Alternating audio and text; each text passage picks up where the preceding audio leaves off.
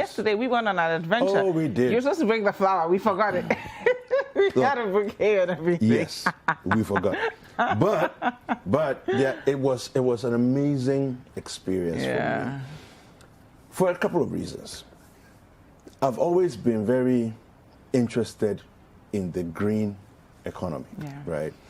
And I've always been really upset by the way in Ghana we have very little regard for greening our spaces, okay?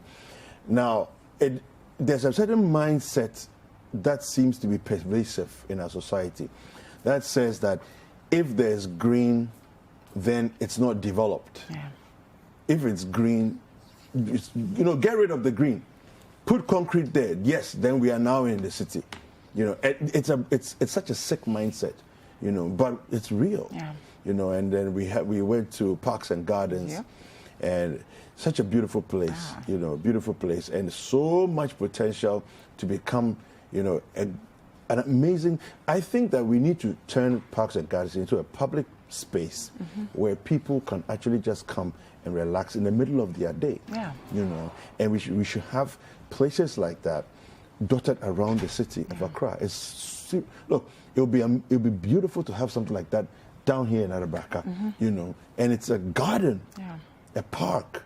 People could just walk in for 45 minutes to an hour during your lunch break, and then you go back to work. It does wonders for your mental and emotional health, especially now they're talking about coronavirus, people being stressed out.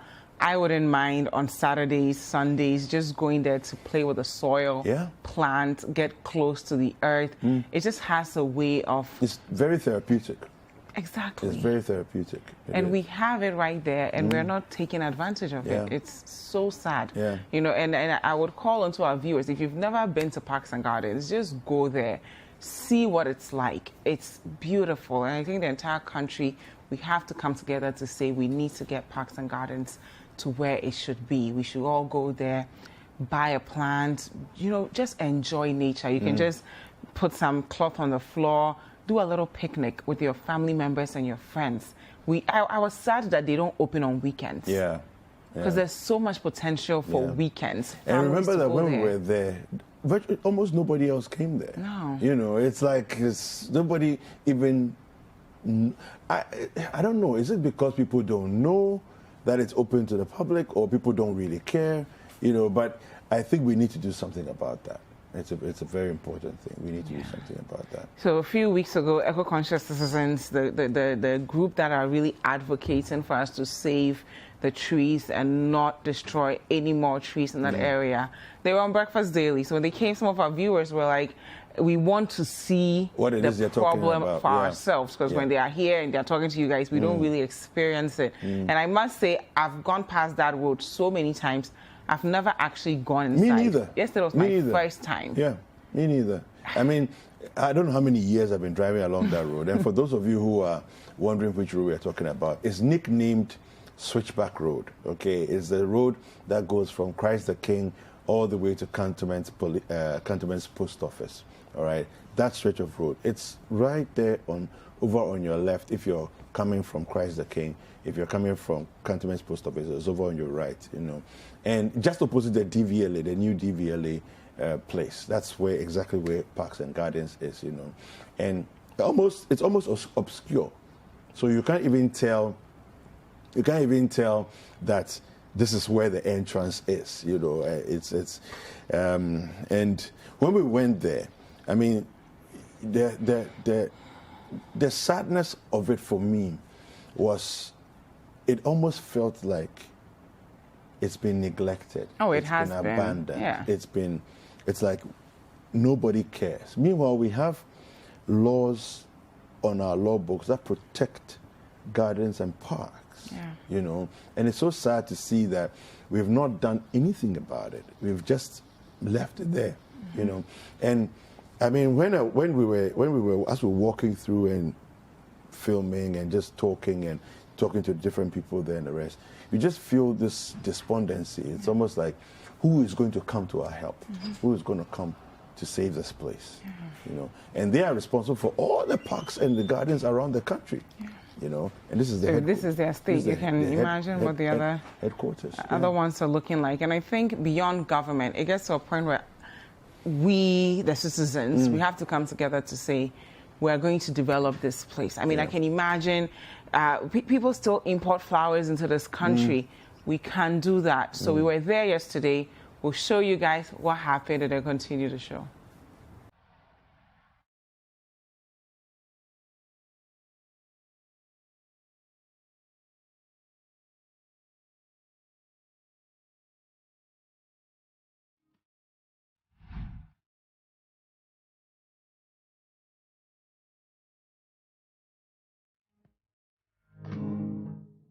A few weeks ago, we hosted eco-conscious citizens on Breakfast Daily, and they talked to us about the state of parks and gardens. Today, we are here to experience it for ourselves. The problem is that we have this beautiful place, parks and gardens. We can see what it is, and we can see what it could be if it was given the right funding it deserves. This is a beautiful place that we can come to, commune with nature. You can see the beautiful trees. You can see further down that there are nurseries, trees can be planted. Children can come here, learn about plants and our relationship with plants. We know that trees give us the vital oxygen we need, and then we give them the carbon dioxide they need. And there's a saying that when the last tree dies, the last man dies. So we want people to appreciate the beauty of nature. And I keep on saying that there's a reason why God put us in the Garden of Eden and not the Garden of Concrete. Yes. But it's COVID times. People are talking about distressing, how to cope. And we have all this beautiful stuff right in the heart of Accra.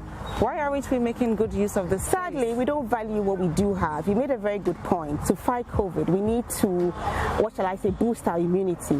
One way of boosting our immunity is to get rid of stress. Come to a beautiful place like this. Breathe in the fresh air and plant something, you know, buy plants and get away from the hustle and bustle of everyday life. And in addition, you know, hearing the birds sing, it's what we need to sort of get rid of all the stress. And because when we are all stressed out, it's more easy for not just COVID, all other diseases to get to us. In places where they are conscious of nature, every little settlement you'd have a park. Cantonments would have a park, airport will have a park, La will have a park, what have you. Everywhere there'll be a park. But what we see happening now is that those who can afford it have beautiful lawns in their houses. But the rest of the people, what do they have?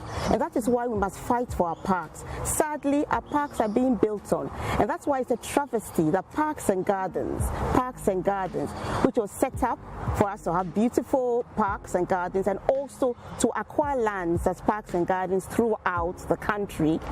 The Ministry of Local Government is actually contemplating building an office block of parks and gardens land, which we think it's a no-no. Already enough of our parks have been built upon, have been appropriated. We have to retain what is left. And we are calling on all Ghanaians to say no to the appropriation of public lands for whether apartment blocks or office buildings. We say no. We need to take care of parks and gardens, give it the resources it needs to revamp its infrastructure, and then it can live up to the vision for which our first president, Kwame Nkrumah, set it up under a ministry. It used to be the Ministry of Parks and Gardens. So we'll talk about what it was when it was a ministry, because as I look around, you can see that this place is properly planned. You see departments where things are supposed to be happening, the places where they are even supposed to be making the bouquet, and it has run down. What was the initial vision from your perspective, and how can we get back to what that was? Very good question. The initial vision is just as you said.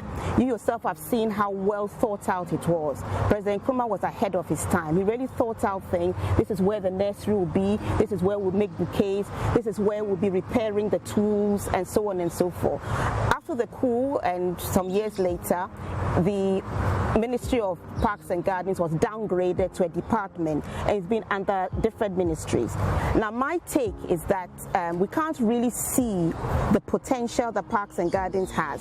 So as soon as we see land, all we can visualize are apartment blocks and what have you. So So the interest hasn't been in maintaining the place, revamping it, giving it the resources it needs, so it lives up to the purpose for which it was set up.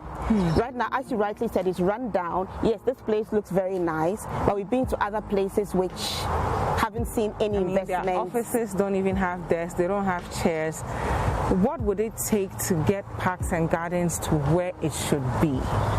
Well, I know they've got a new director, and I hope he's taking it in the right direction. I can see many improvements. But what I would also say is that it should go back to being a ministry. It should be independent, able to generate funds and use the funds as it deems fit to improve the place. Because what I've heard people say is that, oh, the place is run down. But I believe it's been intentionally allowed to run down so that the lands can be appropriated. So what we need to do is allow it to be independent, generate its own funds, and then be able to do what needs to be done. Repair the workshop, revamp what needs to be done, buy the plants it needs to be bought, and then do what it needs to do to generate funds. People can come in, they can pay a small amount of money, have a few lessons in whether planting or bouquet making and so on and so forth. And let us begin to see that God has given us this beautiful land. Our Creator Himself, in His wisdom, created us to be able to commune with the environment. And that is why He commanded us in the good book to take care of the environment. And we're not taking care of the environment if anytime we see land, all we can do is go and put concrete structures on them. And as you've rightly said, there is money to be generated from the green economy. It's not just by building office blocks. Do you believe that we see that potential in the green economy? Because it is part of the SDG goals. Well, we have all these sustainable development goals. It's very easy to have them, but I mean, implementing them is one thing. If we really believed in it, would we think of down there last year, over 150 trees were felled and 5,000 plants destroyed. I think you can see the gravel and things since then. Now we've just finished destroying it. We've left it happily. We're going to build somewhere else. I think if we had the right vision, we wouldn't be doing that. But I believe there are Ghanaians who understand what is going on. We have a place like Legon Botanical Gardens, fantastic place. And I know Ghanaians go there and have a good time. You have Aburi Gardens, whatever state it's in, people still go there. So I believe that with this program, other people will begin to see that actually there's something to be said for parks, visiting parks and spending the day there with the family, having something nice something organic to eat, and again, I said refreshing ourselves from the stress of everyday life. And I think the love for nature is going to begin. But it's one thing to have all these projects, another thing to actually believe in them. What's the role of the ministry in all of this?